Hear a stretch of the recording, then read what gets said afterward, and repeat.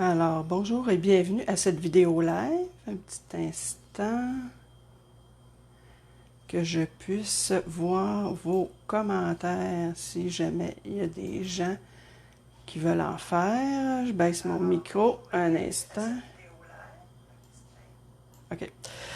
Alors, aujourd'hui, c'est la 10e d'une série de 10 vidéos portant sur différentes techniques d'utilisation des produits Stampin'. Alors, mon nom est Louise Dubé, démonstratrice depuis un peu plus d'1 an. Aujourd'hui, la technique qu'on va voir, c'est l'étampage en génération. L'étampage en génération, je vais commencer par vous montrer le projet. Bonjour, faites-moi un petit coucou. S'il y a des gens qui sont présents, partagez la vidéo, faites-moi un petit commentaire, un petit bonjour, un petit pouce en l'air, c'est toujours encourageant. Et partagez la vidéo avec vos amis. Alors, le projet qu'on va faire cet après-midi, comme d'habitude, je vous en montre un, mais on va faire ensemble dans un deuxième coloris. L'étampage alors en génération, pardon. L'étampage en génération, voyez-vous, ça c'est le projet en tant que tel qu'on va faire. Je vous montre qu'est-ce que ça veut dire exactement. L'étampage en génération, c'est qu'on se sert de nos tampons encreurs ayant une couleur de base, comme pour le prochain projet, ça va être horizon de bruyère. Et ce que je fais, c'est j'étampe plusieurs fois.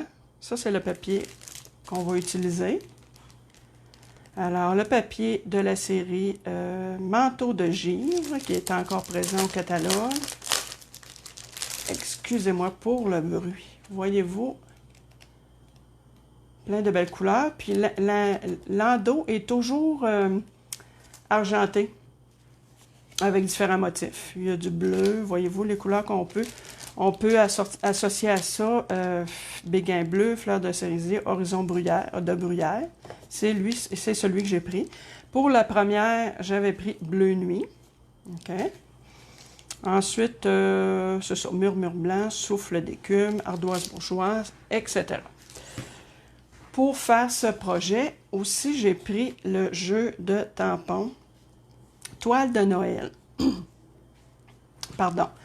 Alors, je trouve que c'est un beau jeu d'étampes. Le cardinal est super bien détaillé. Ça fait vraiment un bel étampage. Là. De toute façon, on le voit. Voyez-vous ici, là, on voit là, les détails. Là. Puis lui, il est en deuxième génération. Quand je vous parlais des générations, là, il était étampé en deuxième génération. Mais vous allez comprendre après, là, quand je vais vous l'expliquer.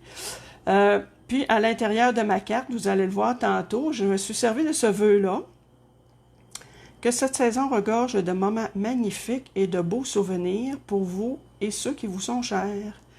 Et j'ai, à l'intérieur, je vous le montrerai tantôt, j'ai étampé le cardinal et je me suis servi aussi de la belle branche et du joyeuse fête.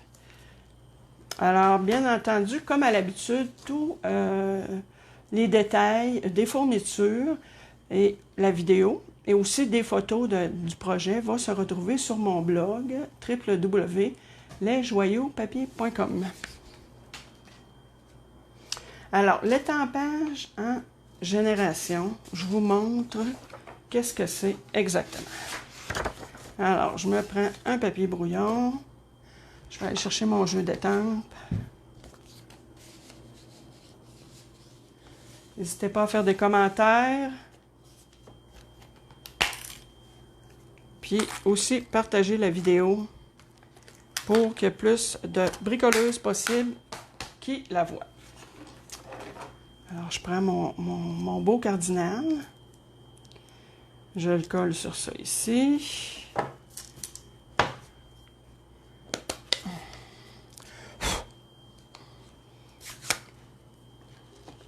On ne sera pas long. J'ai juste, parce que j'ai quelques petites particules sur mon tampon. Je vais les enlever pour pas que ça nuise à mon étampage. Alors, ce qu'on fait, je vais voir si je suis bien dans le plan. Ça, je vais tasser ça, je le remettrai tantôt. OK. Alors, je me sers de la couleur Horizon de bruyère et je m'assure de bien imbiber mon tampon, c'est-à-dire mon étampe.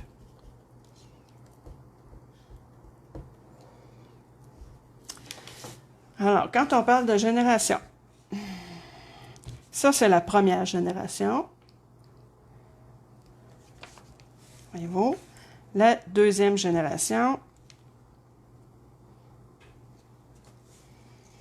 La troisième génération. Et on peut se rendre, dépendamment de la couleur, je vais vous en montrer d'autres exemples.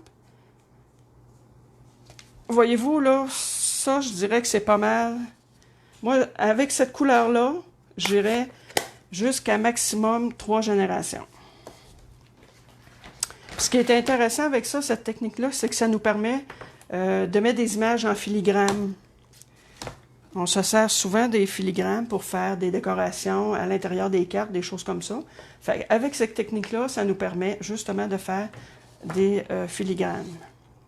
Pour nettoyer mes tampons en craie, mes estampes, je me sers du Stamping Scrub. Je vous dirais que je trouve que, à mon goût, à moi, c'est le meilleur outil pour nettoyer nos tampons.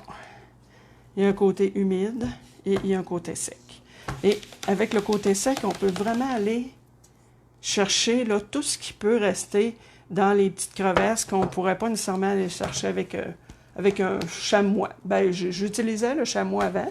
Je ne vous dis pas que je ne l'utilise pas encore, mais vraiment, le Stamping Scrub, c'est mon préféré. OK. Je vous montre d'autres exemples de couleurs. Puis, avec cette technique-là, ce qui est intéressant aussi, c'est que lorsqu'on commence à faire du scrapbooking, de la carterie, des fois, on n'a pas toujours un budget illimité. Alors, ce qu'on peut faire, on achète des tampons un peu plus foncés et ça va nous permettre de faire une plus grande, plus grande évasion de couleurs et choix de couleurs. Je ne sais pas trop comment vous le dire. Voyez-vous ici, j'ai l'exemple de Flamand fougueux. Toujours la même chose. Fait que lui, on peut se rendre, voyez-vous, en quatrième, pour faire un filigrane, à l'intérieur d'une carte, là, je vous dirais que celui-là, là, lui aussi. Le quatrième, ça serait super bon. Vous voyez, marée montante, c'est dommage, j'ai pu en vendre, mais il est tellement beau. La couleur, là. Voyez-vous, celui-là, quand même, en deuxième génération. Ah, bonjour Rachel, ça me fait plaisir de te voir. En deuxième génération, il est quand même assez foncé. Fait que, voyez-vous, lui, on peut se permettre de se rendre. Voyez-vous, la première, la deuxième, troisième, quatrième, cinquième, sixième. Et je vous dirais peut-être, même pour un filigrane, j'oserais peut-être risquer jusqu'à septième génération. Pour être certain que lorsqu'on va écrire, si je fais des cartes de Noël avec ça, puis j'écris, bon, joyeux Noël, ah, bonne année, oui, on voit quand même, oui, c'est vrai qu'on pourrait aller là ou encore un petit peu plus loin.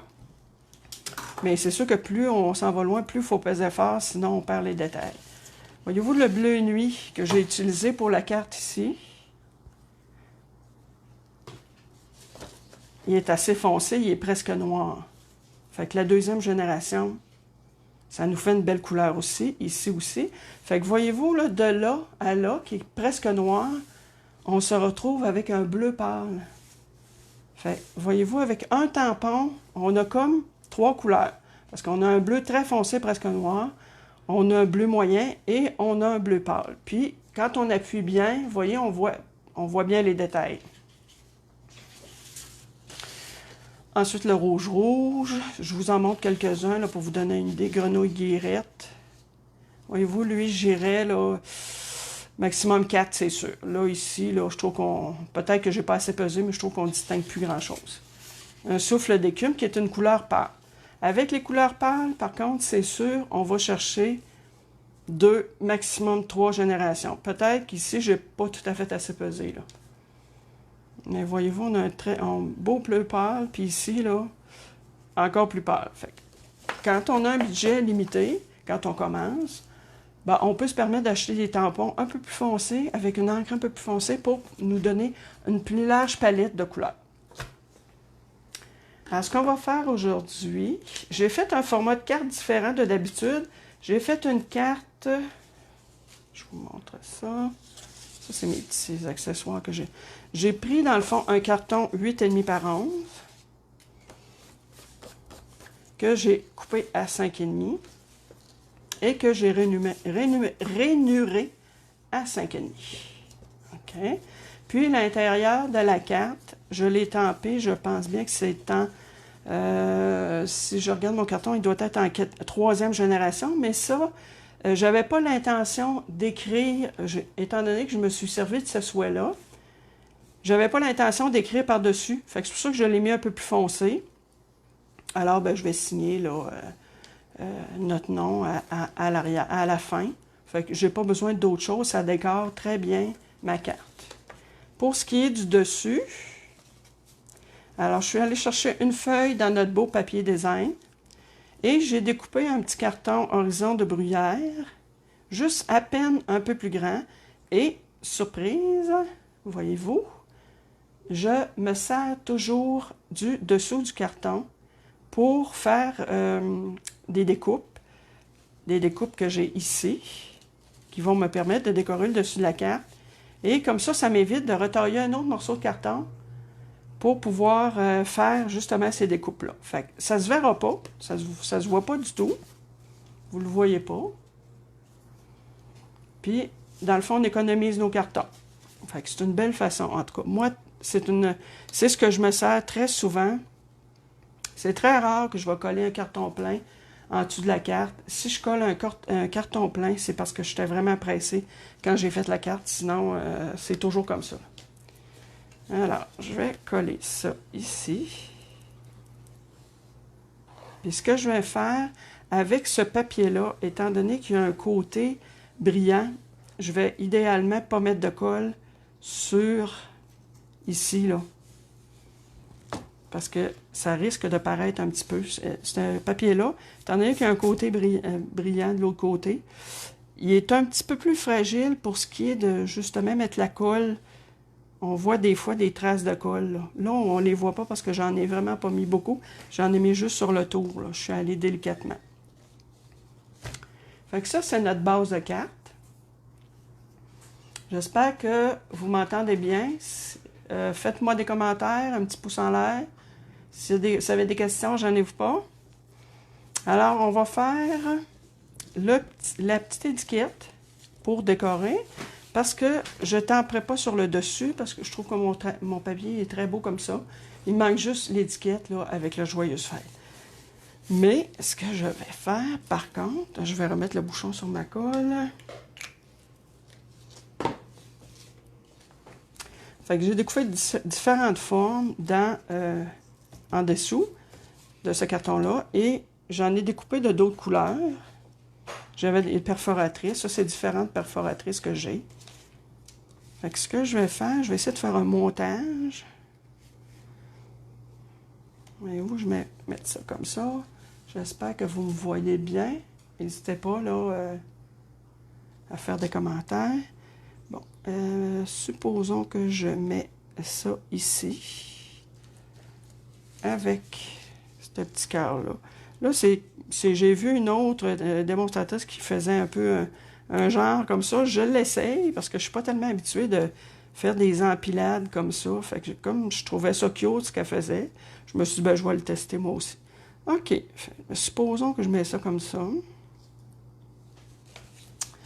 Et après, je vais chercher mes couleurs. Puis, voyez-vous ça voyez-vous comme c'est délicat? Ça fait partie des découpes qui sont dans le jeu d'étampes, associé au jeu d'étampes. Attendez un petit peu, j'ai oublié le nom. Toile de Noël.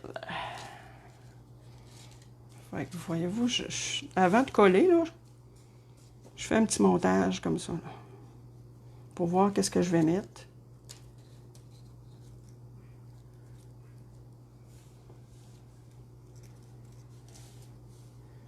Ici, je pourrais aussi mettre ça. Celui-là, il va peut-être être un peu haut.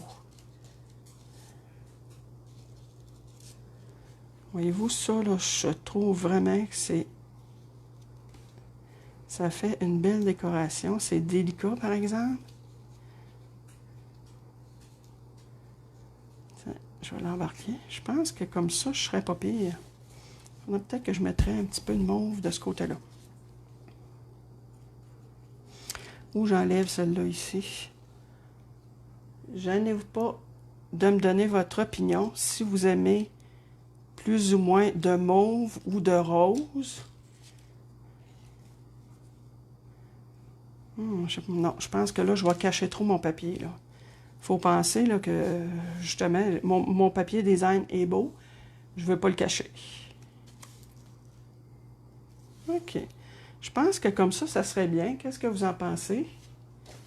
Petit pouce en l'air, si vous aimez ça. J'ai mon petit cœur ici que je n'ai pas mis. Je pense que ça va être... Non, je pense que je vais m'arrêter là. Je pense que ça, c'est pas pire comme ça. On va mettre une petite mauve, une petite rose ici. Ouais. Je pense que ça va être... OK. Fait que là, le hic, c'est de coller ça, tout enlever puis tout remettre.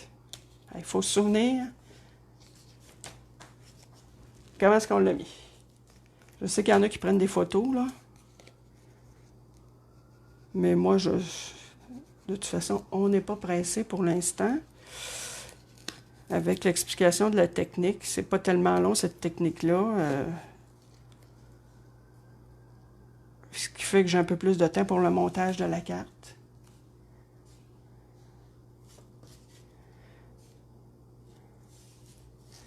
Ah, voyez-vous, quand je vous disais, je fais de la récupération, là.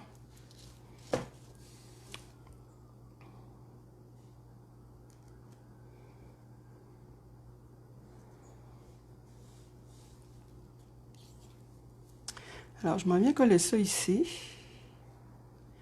Juste appuyer comme ça. Je le fais dépasser. Dépasser de mon carton de base ici, mais pas de ma base de carte en tant que telle. Et moi, je vais mettre ça comme ça. Peut-être que mon petit cœur est croche.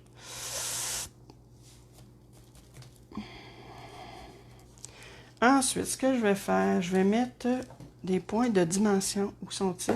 Ils sont là. Je vais commencer par coller celle-là ici à celle-là. Je vais la décaler un peu pour aller chercher encore de la couleur. Et je vais mettre des points de dimension. Je vais les mettre plus au milieu. Parce que sur les côtés, je vais mettre les petits embellissements. Oups. Une chance que ma colle me laisse un petit jeu parce que là, mon étiquette aurait été tout croche.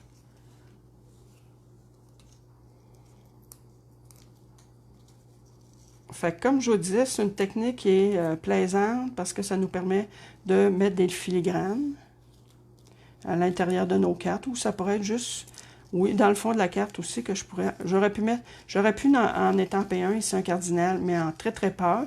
Mais comme je trouvais qu'il y avait déjà assez de choses sur mon papier design, c'est pour ça que j'en ai pas mis plus. Bon, voyez-vous, je vais aller mettre mon joyeuse fête. Je fais juste déplacer un peu la carte pour être un peu plus au-dessus. Je vois que mon étiquette est collée croche un peu, mais c'est sûr que quand on n'est pas au-dessus de notre plan de travail, ça paraît. Avec ces petits trucs-là, je vais les coller avec des points de colle. Puis il faut faire attention parce que c'est très délicat, c'est facilement déchirable. Voyez-vous, je vais en mettre un comme ça. Puis je vais faire exprès pour faire embarquer le petit anneau sur le dessus. Ça pareil, toujours avec un point de colle. Puis en mettant comme ça en dimension, ça donne vraiment du mouvement à ma carte. Bon, ça, je peux aller le coller avec mon pic en dessous.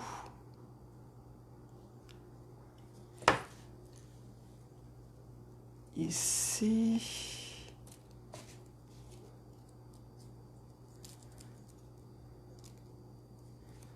Alors, j'espère que ça vous donne envie d'essayer ça ou que ça vous donne des idées de continuer si vous faites de la carterie. Oups! Et bien, quand on a fait des belles cartes comme ça, justement, ben, il faut les envoyer aussi. Alors, moi, ma famille en profite. J'en envoie quelques-unes. Tiens, on va mettre ça comme ça. Attends un petit peu. Hein? Je pense que je vais y mettre la petite spirale. Tiens. Voyez-vous, je n'ai pas terminé, là. Je pense que c'est pas laid du tout. Ensuite, de l'autre côté, on va aller chercher un peu de rose.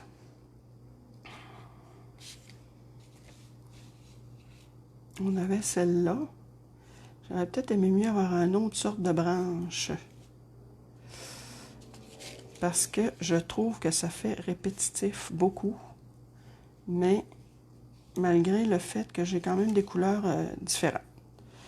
Je pense que ça ne sera pas grave non plus. On va y aller comme ça. Et peut-être, elle, je vais vraiment la rentrer pour qu'à peine il y a ça ici qui dépasse. Tiens. Qu'est-ce que vous en pensez? Ça a-tu de bon sens? Oh, j'ai oublié de m'emmener des embellissements, par exemple. OK. Ouais. Fait qu'on met des points de colle.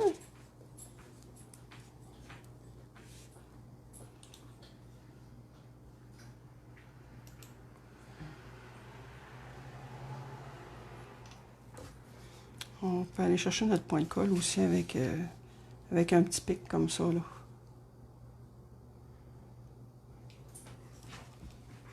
Puis comme j'ai collé mon étiquette juste par le milieu,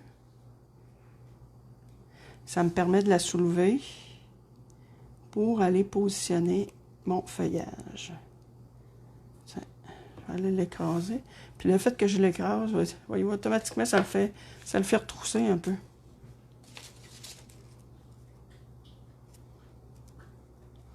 Alors, la semaine prochaine, on va avoir la dernière vidéo de ce défi de 10 techniques d'utilisation des produits Stampin' Up. J'espère que pour les gens qui les ont regardés, ça vous a donné des idées ou que ça vous a donné envie justement de faire un peu de carterie ou du scrapbooking. Je sais qu'il y en a beaucoup qui font du scrapbooking. Moi, c'est pas quelque chose que j'ai tellement... je suis pas tellement photo, hein. Fait que c'est pas... Quand ça a sorti, là, c'est pas quelque chose qui m'a accroché, ça. Mais par contre, ça, la carterie, je dois dire que ça, je détestais pas ça du tout. Puis des fois, je fais autre chose aussi que des cartes. Si j'avais une autre petite spirale... Ah oui, j'en ai une autre. Ah ben, Caroline. Ouais. Ah ben, j'en mets une. Je vais la mettre un peu plus en arrière. Oui, oui, oui, oui. Oui, je la mets. Je les trouve belles, fait que j'en mets une de plus. Ça va être à mon goût, à moi, de toute façon.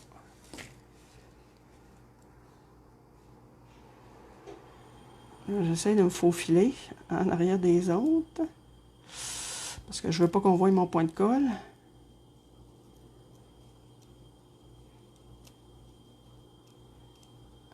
OK, c'est bon. Je vais la coller comme ça. Puis je vais la passer au travers. Voyez-vous? Ah oui.